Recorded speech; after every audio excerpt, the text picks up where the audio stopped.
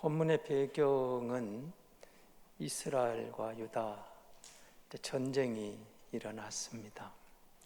전쟁이 일어난 남유다 아사왕 때 이야기죠. 전쟁이 일어났는데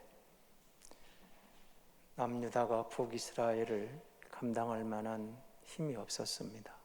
그래서 주변의 아람 군대에게 아람 나라의 원조를 요청했고 그들의 힘을 의지해서 북이스라엘 물리친 사건이 바로 앞 대문에 보시면 나옵니다. 그러니까 오늘 본문의 그때의 이 말은 그렇게 저들을 물리치고 뭔가를 챙기는 건 그때에 선견자 하나니가 유다 왕 아사를 찾아옴으로 본문이 시작됩니다. 찾아와서 하는 말은 그 말입니다. 하나님을 의지하지 않았고 아람 왕을 의지했으므로 적들이 떠났다는 겁니다. 그리고 사실은 아람은 왕이 의지할 군대가 아니고 왕이 점령해야 될, 물리쳐야 될 그런 군대였는데 이제 저들을 의지했으므로 하나님이 저들을 놓아주셨다. 다시는 당신이 아람 왕 군대를 이기지 못할 거다. 그런 예언이죠. 그리고 여러분 8절에 보시면 이제 구스 사람과 룹 사람의 군대, 이제 구스는 에티오피아고요. 룹은 이제 리디아로 나오는데 여러분 14장에 보시면은 구스 사람이 100만 군대가 쳐들어옵니다. 100만 군대가. 현금만 해도 무슨 300대가 넘는 그야말로 강대국이 쳐들어왔을 때 힘이 없었는데 이때 아사가 하나님께 부르짖습니다. 하나님, 사실 이 아사 왕이 종교 계획도 하고 참 좋은 왕이었거든요.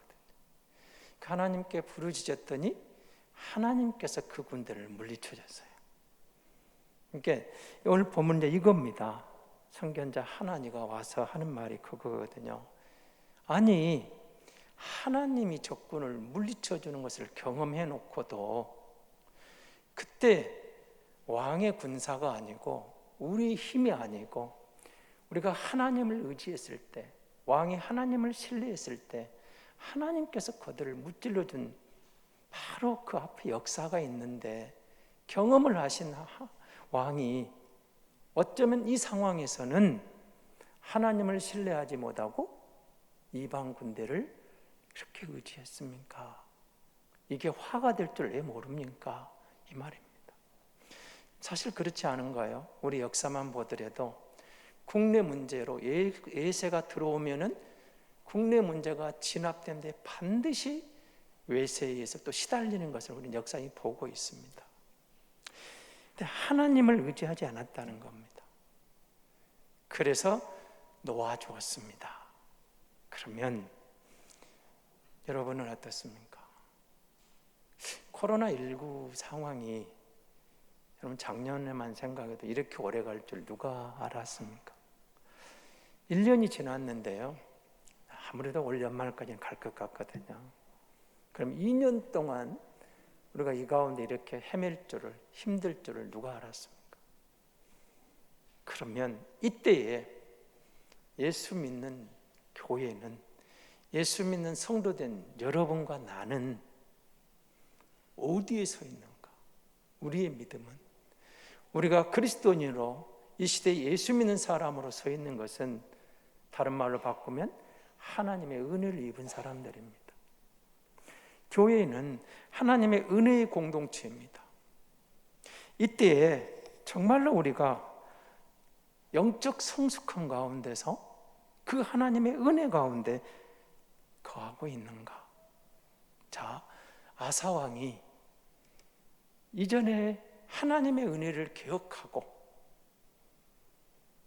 그가 깨닫고 정신 차리고 그 상황에서 하나님을 신뢰하고 하나님의 관점에서 또 이 문제를 해결했더라면 놀라운 더 큰 하나님의 은혜를 경험했을 텐데 아쉽게도 아사는 이때는 그것을 망각해버렸어요.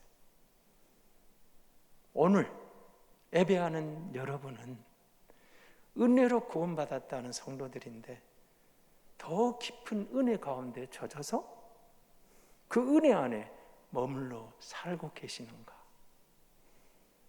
여러분, 다른 사람 말하지 말고 누구하고 비교할 필요도 없고요, 하나님 앞에서 서 있는 나를 보면서 이때에 내가 어디에 있는가? 정말로 내가 이 상황에서 하나님과 나에게 주시는 그 깨달음이란 무엇인가? 내가 예수 믿는다는 게 무엇일까? 내가 은혜로 산다는 게 뭘까? 그 많은 은혜를 말하는데 내가 경험한 은혜, 그리고 지금 내게 필요한 은혜, 여러분, 우리가 그리스도인이 믿음으로 산다는 것은 사실은 어떤 상황 속에서도 영적으로 성장하는 것, 자라가는 거거든요. 그게 올바른 길입니다. 전보다 더 나아야 돼요. 근데 아쉽게도 아사 왕은 전보다 더 못해버렸다는 거죠. 이게 문제죠.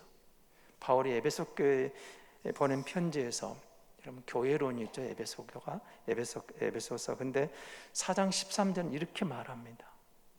에베소 4장 13절입니다. 같이 보겠습니다. 우리가 다 하나님의 아들을 믿는 것과 아는 일에 하나가 되어 온전한 사람을 이루어 그리스도의 장성한 분량이 충만한 데까지 이르리니.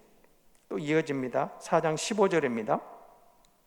오직 4장 15절 오직 사랑 안에서 참된 것을 하여 범사에 그에게까지 자랄지라. 그는 머리니 곧 그리스도라. 여러분, 우리가 누구냐? 은혜를 입었다는 것은 이거죠. 하나님의 아들을 믿어요. 그리고 그 아들을 더 깊이 알려고, 예수를 깊이 생각하고 예수를 알려고 나아가는데, 그것을 위해서 어디까지 자라나느냐? 그리스도의 충만한 데까지. 내가 생각하는 그 선이 아니고 그리스도의 이르기까지.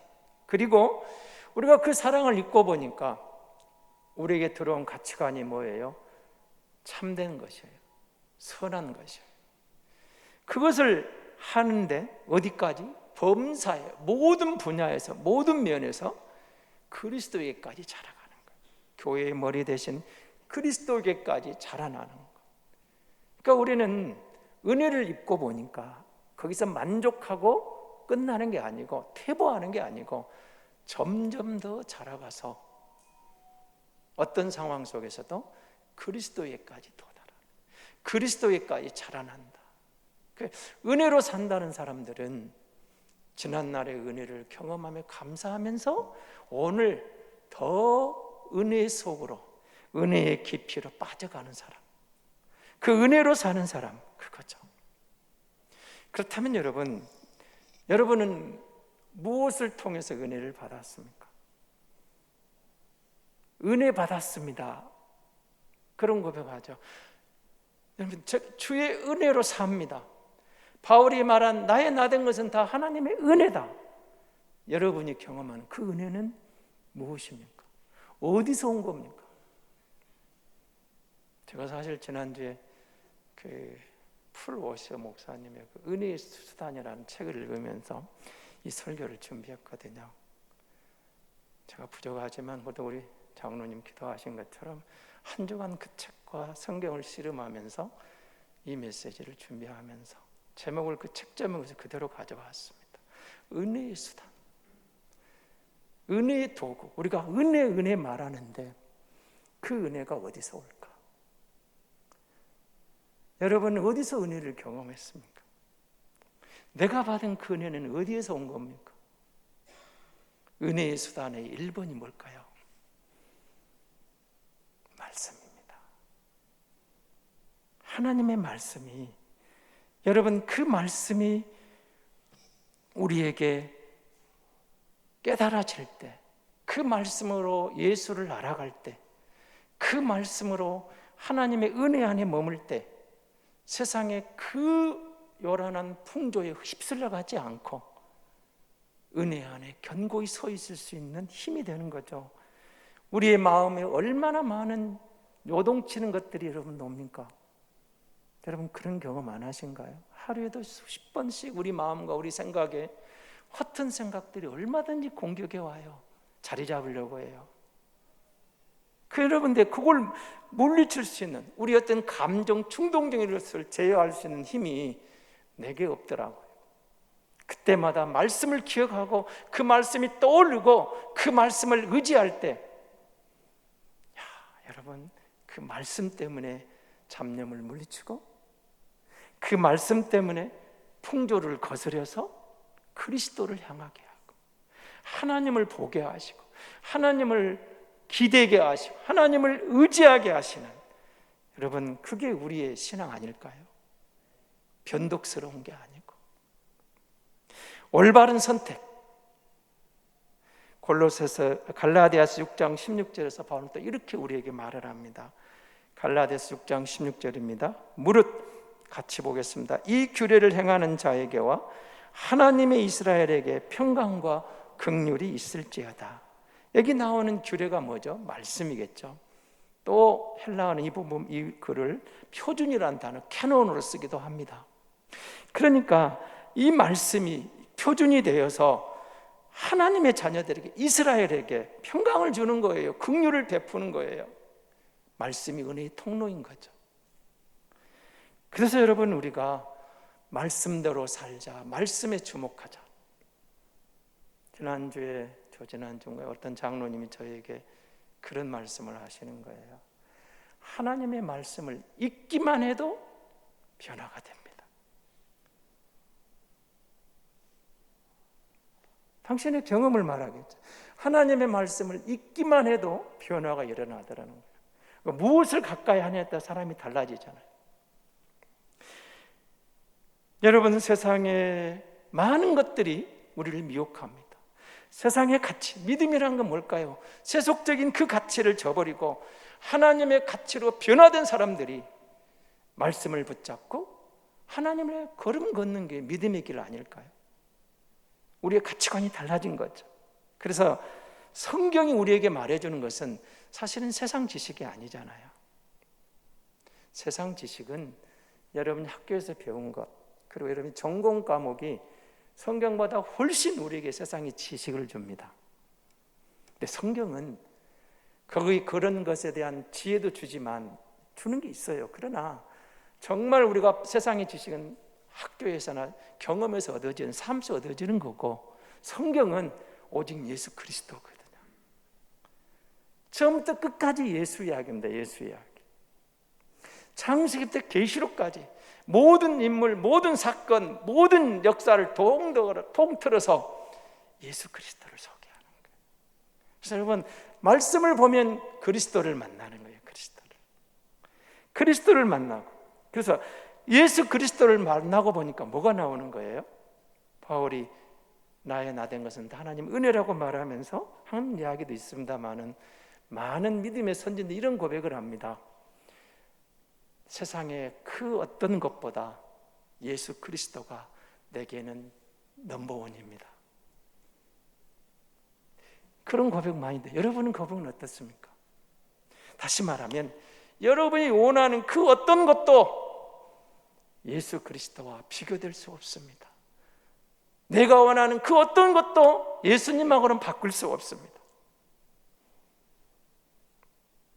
말씀을 통해서 주님을 만나고 보니까 그러지 않은가요? 그 어느 것도 내 주님과는 바꿀 수가 없습니다. 은혜를 입은 성도의 고백이거든요. 은혜의 통로, 은혜의 수단, 은혜의 도구, 두 번째는 기도입니다. 우리 목사님 너무 식상하다 그럴지 모르지만 그게 진리입니다. 말씀과 기도거든요. 말씀의 통로로, 기도의 통로로. 그런데 여러분 정말 아이러니하게도 우리 성도들이 게을리하는 것 중에 가장 게을리하는 것이 성경 읽기와 기도를 게을리합니다. 얼마 전에 목사님들 그 세미나에서 어떤 강사님 이런 말을 하더라고요. 80년대 한국 목사님들의 기도 시간이 평균이 1시간 이상이었답니다. 하루 매일 1시간 이상은 기도했다는 거예요. 최근에 이제 통계가 나왔는데요, 28분이로 나왔습니다. 여러분, 목사님들마저도 기도 시간이 절반으로 다운되어 버렸어요. 매일 기도하는 개인 기도 시간. 여러분은 기도 시간이 매일 어느 정도인가요? 은혜의 수단이, 은혜의 통로가 말씀이고 은혜의 통로가 기도라는 것을 알고 있는데, 은혜를 사모한다는 교회가, 은혜를 사모하는 성도들이 어쩌면 그렇게 말씀을 등한시할까요?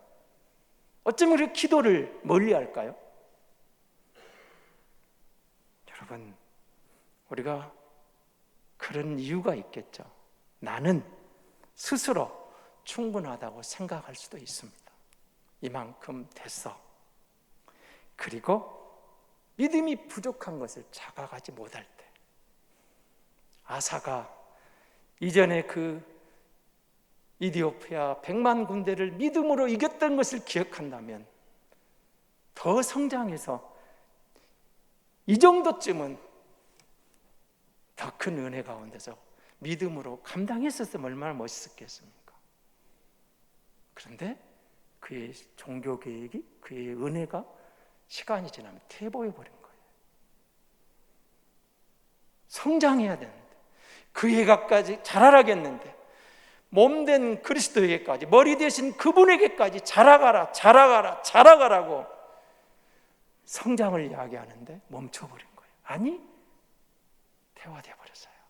후퇴해 버렸어요. 여러분이 은혜 받았던 그 순간, 지금은 더 성숙해졌습니까? 정말 여러분, 예수 만나고 그 좋았던 그 순간, 주 예수보다 더 귀한 것은 없네. 우리 찬송가 있죠? 세상 모든 부귀영화 바꿀 수 없네. 여러분, 그런 찬양은 가사를 지은 사람이 얼마나 기도하고 지었겠습니까? 감동을 받아서. 여러분, 그런 찬송을 부를 때는 가사가 내 기도가 돼야 돼요. 내 신앙 고백이 돼야 돼요. 그 노래로 부르면 안 돼요. 하나님, 내 신앙 고백입니다. 내 믿음의 고백입니다. 내가 이게 내 신앙 고백입니다. 그런 마음으로 그런 찬송을 해야 되는 거예요. 성경 읽기, 성경을 읽읍시다. 많이 읽었어요. 여러분, 말씀 대행진 후에 성도들이 그래도 성경을 읽어서 참 좋은데, 지난주 우리 여전대 총회를 이곳에 하는데요, 제가 좀 깜짝 놀랐어요. 그 사람들은 보통 1등 하려면 30도, 2등 하니까 20도, 그 상위 기준이 3등 정도는 10도 그리 돼 있어요. 그래서 전라 여전대 1등이 17도 그래서 최우수상을 받고 2등이 15도 그래서 이제 우수상을 받았어요. 제가 내가 작년에 15도 그랬는데 우수상밖에 못 받았겠네요. 그랬더니 어떻게 30도 읽을까 내가 물어봤어요. 네. 내가 불가능할 것 같거든요. 30도 하려면 적어도 한 달에 2번 이상 읽어야 돼요. 다른 일도 하면서 한 달에 2도, 물론 정말 마음 먹으면 일주일에 1도 가능합니다. 다 팽개치고 성경 하나 딱 들고 한번 마음 먹고 자리 떠라 앉으면 4, 5일이면 성경 읽을 수도 있어요. 1독을. 근데 1년 내내 그렇게 못 하잖아요. 어쩌다 한번 그럴 수는 있지만 한 달에 한독 하기도 어려운데 30독은 내야 1등을 한다. 정말 여러분, 지금 우리가 성경 필사하고 있잖아요. 또 다른 은혜가 올 거예요. 타자 치면서 저는 또 다른 은혜가 올 것 같아요. 그 말씀을 적으면서 그 말씀을 타이프하면서 정말 여러분, 성경을 가까이 하면 손해보지 않습니다. 기도하면 반드시, 여러분 오늘 9절이 그렇게 약속하고 있잖아요. 다시 한번 읽어볼까요? 9절 같이 보겠습니다. 여호와의 눈은 온 땅을 두루 감찰하사 전심으로 자기에게 향하는 자를 위하여 능력을 베푸시나니 이 일은 왕이 망령되이 행하였은즉 이후부터는 왕에게 전쟁이 있으리라. 정말로 이전과 같이 종교개혁을 하는 그 당시와 같이 온 마음으로 주님을 향했더라면 하나님이 그 당신에게 능력을 주셔서 이런 적군쯤은 그냥 쉽게 처치해 주셨을 텐데 망각해버린 거예요. 은혜 안에서 떨어져 버린 거예요. 여러분, 우리가 말씀과 기도로, 말씀과 기도, 기도와 말씀을 왜 강조하느냐? 말씀이 없으면 은혜가 떨어지거든요. 기도가 없으면 은혜 안에 머물 수가 없거든요. 기도와 말씀, 말씀과 기도가 은혜의 통로 1, 2번이거든요. 그러면서 오늘 본문이 우리에게 주는 게 있거든요. 여러분, 말씀 많이 보는 사람, 기도하는 사람은 세상이 못 이깁니다. 그냥 여러분, 말씀도 안 보면서 기도도 안 하면서 말씀의 사람, 기도의 사람하고 대적하지 마세요. 당신만 손해봅니다. 여러분, 내 어머니가 비록 힘도 없고 나이 먹어서 아무것도 못하는 것도 기도하는 어머니가 계십니까? 그 어머니 때문에 여러분 가정이 사는 거예요. 우리 교회에 그런 기도의 어머니들이 있기 때문에 교회가 그래도 이만큼 살아있는 거예요. 하나님의 말씀을 가까이 해보십시오. 기도하십시오. 결코 손해보지 않습니다. 하나님이 그렇게 약속하셨잖아요. 전심으로 구하는 능력을 베푸신 하나님이에요. 그리고 더 나아가서 성경이 예수를 계속 이야기하면서 예수 그리스도가 주인이고 예수 그리스도가 주제라고 말씀을 드렸는데 그분이 우리에게 기도의 본을 보여요. 예수님은 모든 삶이 우리에게 본이 되신 분이거든요. 그의 성품이, 그의 인격이, 그의 삶이, 사역이 모범이에요, 모범. 여러분, 우리는 뭐 누구 어떤 목사, 장로, 권사, 성경에 누구 아니요. 다 흠이 있어요. 온전한 사람 아무도 없어요. 우리의 온전한 모범은 그리스도 예수밖에 없어요. 그분을 바라보고 그분을 향하여 나아갈 때, 그래서 여러분, 그분이 우리에게 철저하게 본을 보여주셨는데, 그러니까 말씀을 보면서 그분을 만나니까 내가 관리가 되는 거예요. 말씀 가지고 내가 관리되고 기도하면서 내가 관리. 여러분, 말씀 보고 기도하면 남을 향한 정죄가 사라지는 거예요. 기도하는 가운데 남을 탓하지 않은 거예요. 내가 보이면 내가 먼저 회개하고 내가 먼저 말씀 앞에 꼬꾸라지는 거예요. 기도하면서 내가 먼저 변하는 거예요. 내가 먼저 변해요. 그래서 사실은 여러분, 말씀 보는 사람, 기도하는 사람, 그래서 더 무서운 거예요. 사실은 하나님의 말씀과 기도로 내가 변화되니까, 성령이 나를 붙잡고 보니까 세상적인 것 때문에 일비 안 하고 주님 바라보며 인내도 되고 주님 바라보면서 감당하고 그 은혜 가운데서 웃을 수 있는 여유가 되더라는 거죠. 자기 관리. 여러분, 그런데 그 책에서 기도를 해서 하지 말아야 될 기도와 기도에 해야 될 우선순위 기도를 이렇게 구별해 놨더라고요. 여러분, 말씀과 관계없이 기도하지 말아라. 제가 어떻게 하면 기도를 잘합니까? 묻는 성도에게 이렇게 답을 했었거든요. 성경을 많이 보세요. 정말 여러분 기도를 잘하고 싶으면 시편을 많이 읽으세요. 늘 말씀드리지만 시편을 가까이 하면 기도가 늘어납니다. 질이 달라집니다. 단순히 달라는 기도가 아니고 정말 하나님의 마음이, 하나님의 사랑이 그 시편 기자들의 기도를 통해서 내 안에 배어날 때, 제가 여러분을 몇 번 소개했죠. 시편 그냥 하루에 한 장만 읽어보세요. 그것도 그럼 저는 하루에 5장을 읽거든요. 그럼 한 달에 한 번 읽는다고 그랬죠. 자, 20년째 그러고 있어요. 제 자랑하는 게 아니고, 여러분, 제가 경험을 했거든요. 정말 시편을 가까이 하니까 기도의 질이 달라지더라고요. 근데 이 저자가 그 말을 해요. 말씀과 관계없이는 기도하지 말아라. 내가 말씀을 가까이 하고 내가 말씀의 사람에게 그 은혜를 가지고 기도하니까, 그 말씀에 관계된 기도가 나오니까 질이 달라지는 거예요. 그리고 자신이 결론을 내리는 기도는 하지 말아라. 내가 다 결정해놓고 하나님이 사인을 하시는 게 내가 결정하는 거 아니죠. 자신의 감정에 끌려 기도하지 말아라. 감정에 치우치는 기도, 말씀을 가까이 보니까 그 은혜 안에서 거하는 기도. 그리고 이 기도문 사용하는 것은 고려하라. 이 말은 여러분 이제 대표기도 대부분 이제 기도를 써오라고 하는 거 써오고 하시는데 이 반장입니다. 그 안에서 하는데 시간 때문에도 그러지만 기도의 어떤 그 뼈를 놓치지 않기 위해서 하는데, 저는 여러분 이게 기도문을 작성하시되 원고에 매이지 말라.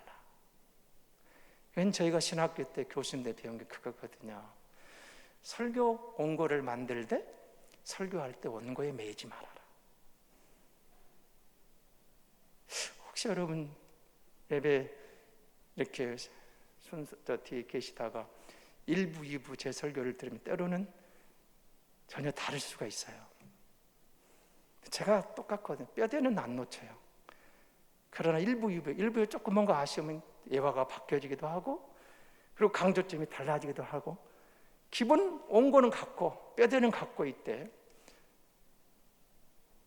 교수님들은 그렇게 말합니다. 7, 80%를 만들고 성령이 15%, 20% 성령의 개입할 수 있는 여지를 만들어놔라. 그러니까 원고를 철저히 준비하되 원고에 매이지 않는 설교를 하라. 기도문을 만들 때 기도문에 의지하지 않고 구애받지 않고 성령에 이끌려 기도하라, 그런 뜻이겠죠. 그리고 이렇게 기도하라고 합니다.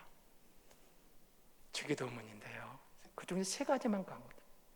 거룩히 여김을 받으시오며. 거룩하신 하나님, 하나님의 이름이, 하나님의 영광을 보니 거룩한 영광을 돌리는 거예요.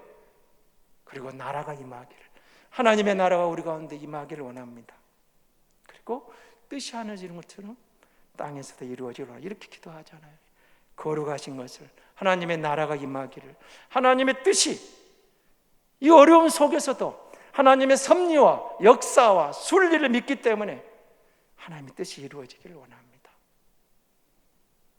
여러분, 은혜란 무엇일까요?